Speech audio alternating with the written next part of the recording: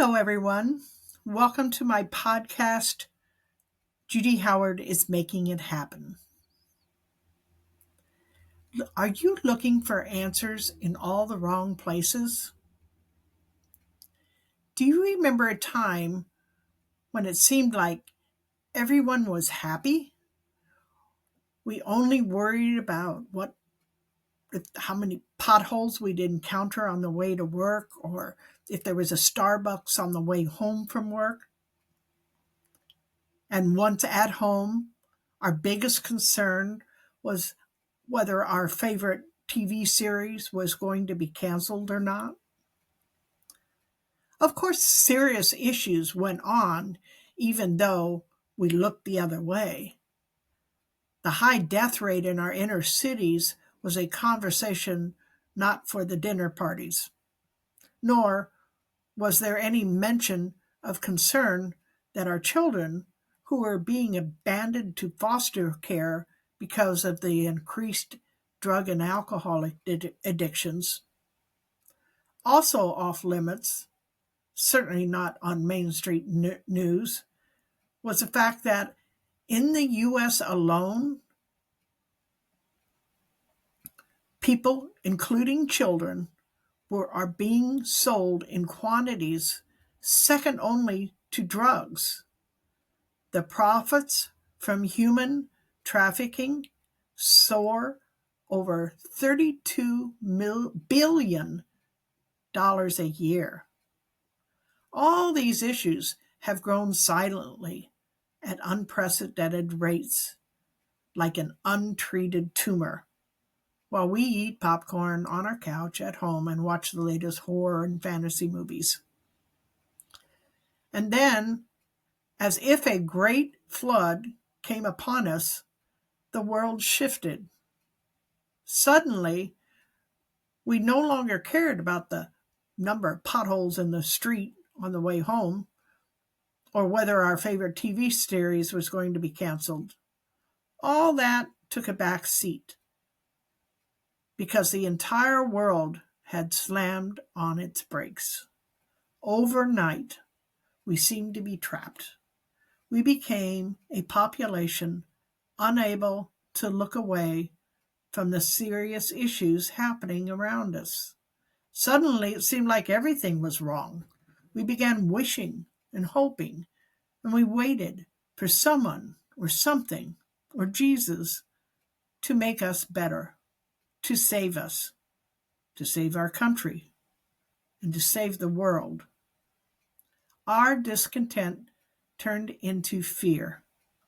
Either people cared too much or they didn't care enough.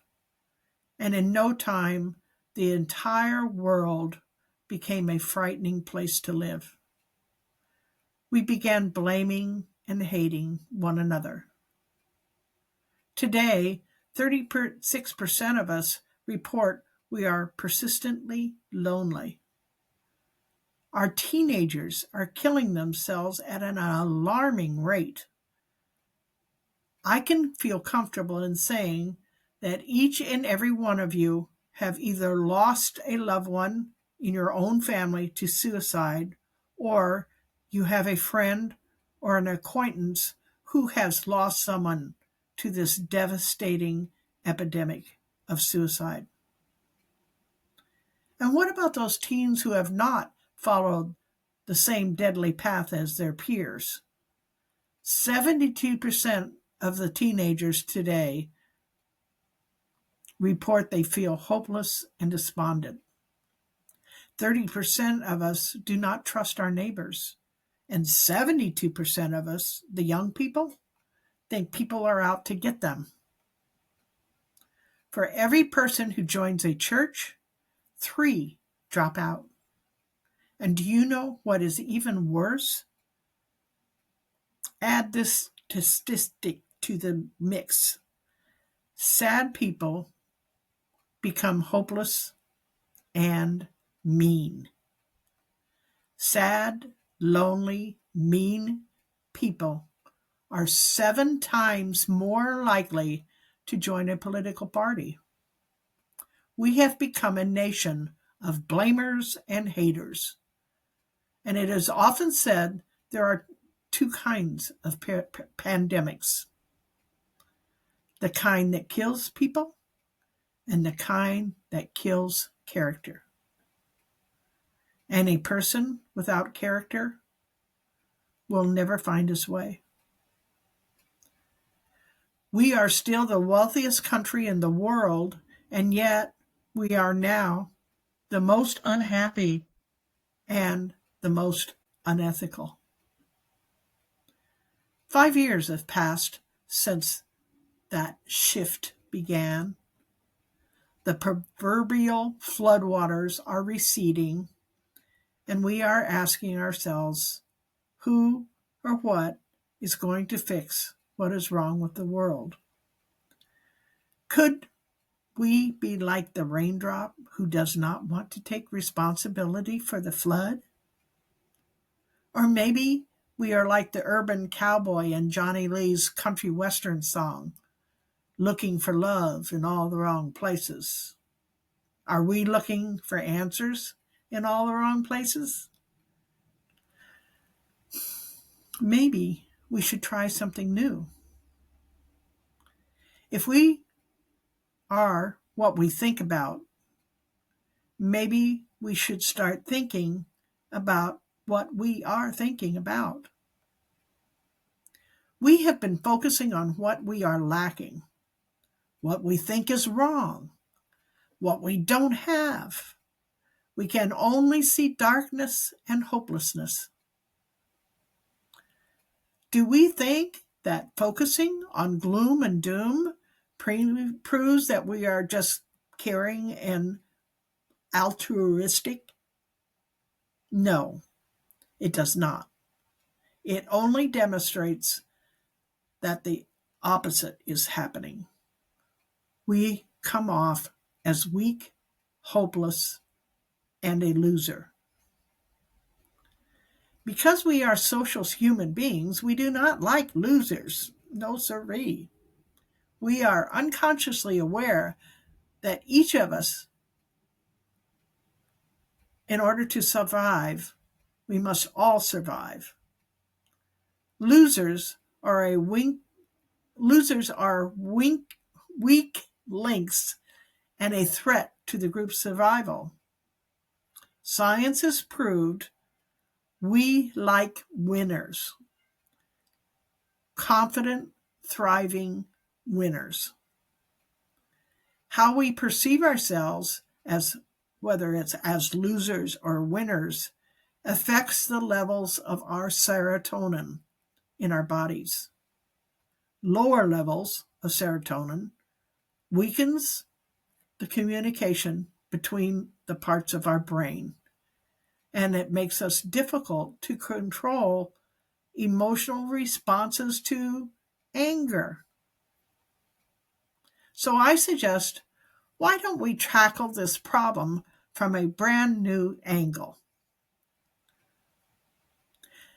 Did you know that the greatest pleasantries in life are those kindnesses that come unexpectedly and freely and unconditionally?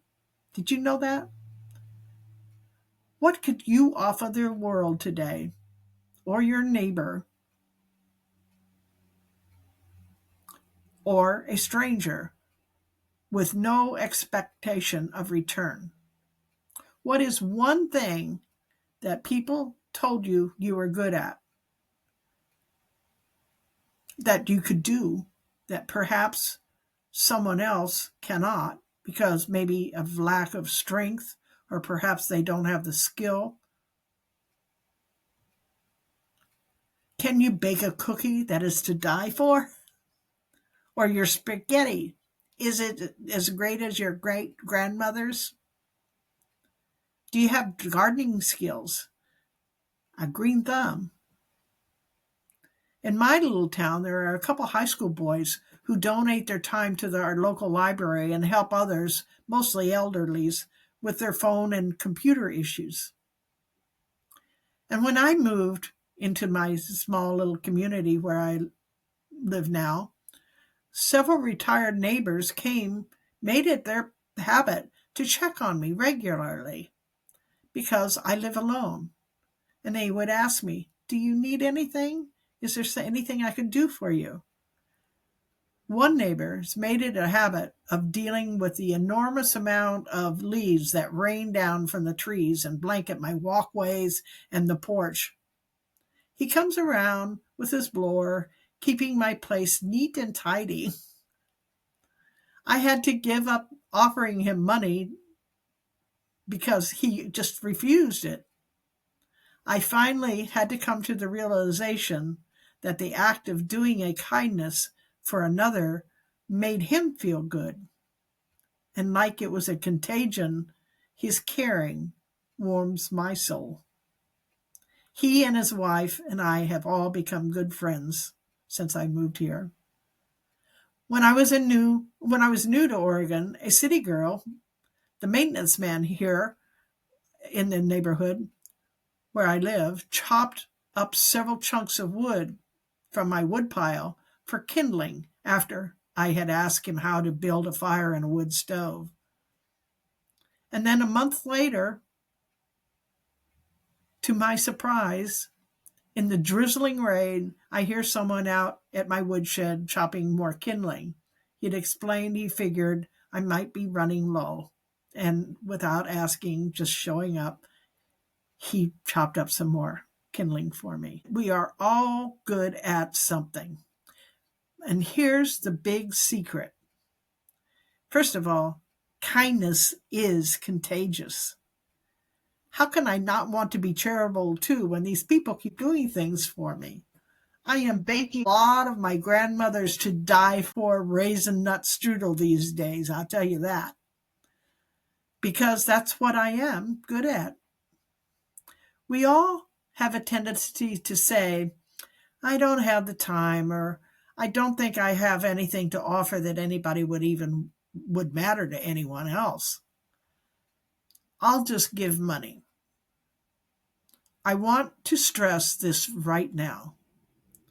Money is not the answer to our problems, and it does nothing of value. To finalize my point, I want you to meet Samantha, a friend of mine. I won't go into the tragedies she has had to face in her life. But when I first met her, I don't know anyone who would have wanted to change places with her. She was struggling with a lot of darkness. But Samantha knew how to sew.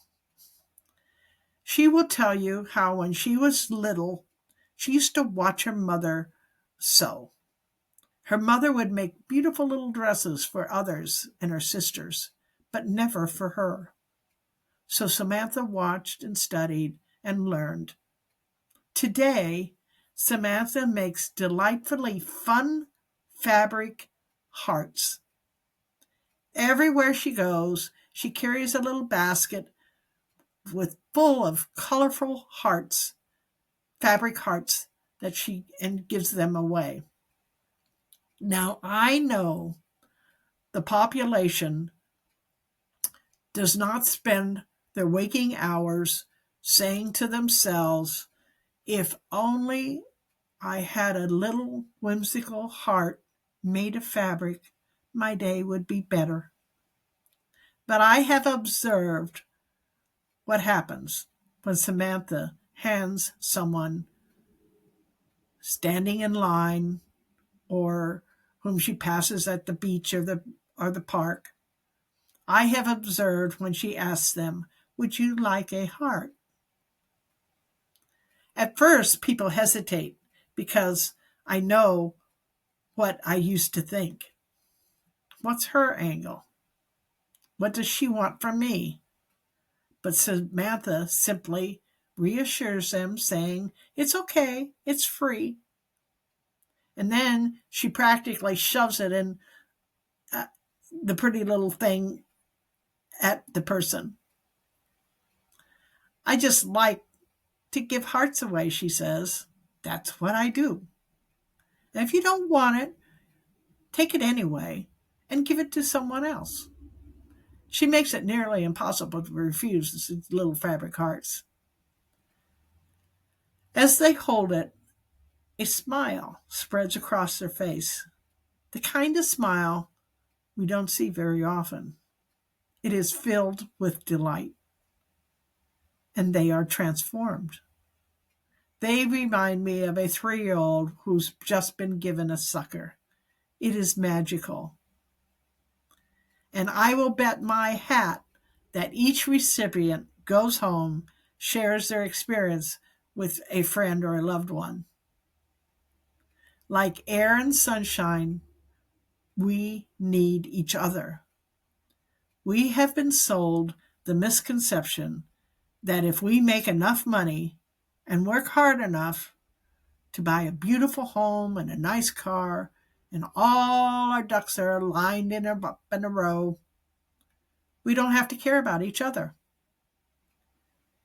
If we continue on this path, it will be the end of humanity. So what if we focused on that one thing we could do for a stranger?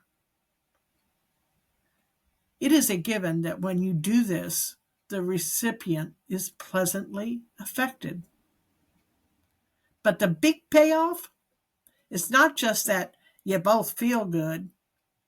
There is an unexpected bonus. I guarantee you will see the world as a kinder place. One unexpected act like these I just described, would one of these unexpected acts like I described quiet all the distracting and depressive noises that sound like a big bad wolf knocking at your door? Would it all stop? Not only will the noise stop, but it will be replaced by beautiful music resounding from a kinder world that you helped create. One filled with trust, opportunity, and love. So be the raindrop responsible for a great flood, a flood, one of charitable, hyper hospitality. Thank you for listening and have a great week. This is Judy Howard, and I'm making it happen.